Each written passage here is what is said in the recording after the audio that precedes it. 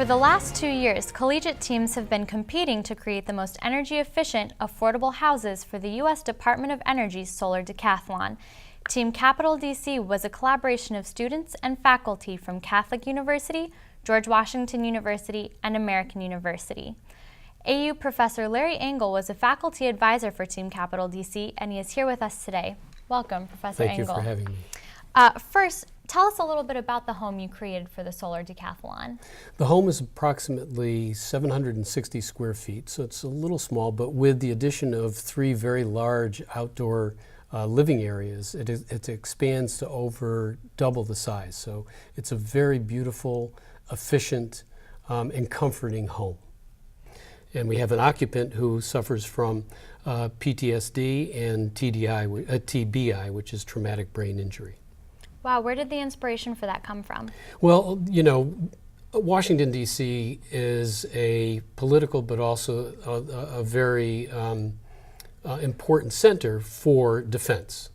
And the team felt that having many of their family members serve in the military previously or even currently, and seeing what it's like to live in an era of combat and seeing so many veterans returning home from Iraq and Afghanistan, that it was important to target a need, and we saw a great need for wounded warriors as they transition back into society.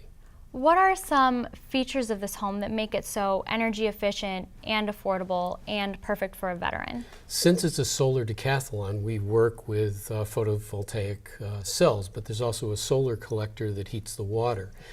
In particular, we also designed the home to be ADA, Americans for Disabilities Act, compliant if necessary, should in the future a transitional warrior be disabled physically. Right now, it has low counters for easy access, wide hallways, but also psychologically, we designed the home for comfort. So the interior has comfortable colors, greens and purples, and the exterior is specifically designed to work in with the landscape. So there's an edible garden and a native garden surrounding the home. And the main feature of the home for us, or at least for me, is the harvest table, where down the center of the outdoor living area on the table is a water trough that circulates water for a soothing sound, but also has edible herbs and leafy vegetables for the veteran should he desire that at any one of his meals outdoors. That sounds like a great home. Can you tell me a little bit more about the competition itself and AU's involvement in it? Yes. The 3 teams, the Catholic University of America, the George Washington University, and American, each had different components or within the categories for competition. As a decathlon, there are 10 competitions. AU led the charge with communications. Catholic University was mainly responsible for the architecture and the build-out. The site was built at Catholic over the summer. And GW was responsible for the landscape architecture and the engineering and the interior design. I'm pleased to report that we came in 5th in the juried competition of communication. We came in 6th in the juried competition for architecture and 10th in engineering. So we finished overall 7th. Great. And now that the home is being deconstructed, who will live in it now?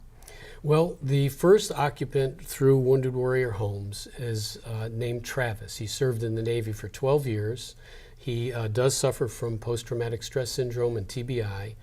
So he's still recovering, but he will be able to live in the home up to 2 years before he transitions back into society. And I know he's very, very excited about being able to make Harvest Home his home for a while. Great. Well, congratulations to Team Capital DC, and thank you so much for coming on our show. It was my pleasure. Thank you so much. Coming up after the break, student sleeplessness. Do college students have to choose between getting good grades or getting sleep? A new study shows that an increasing number of students are putting sleep on the back burner. We'll tell you more after the break.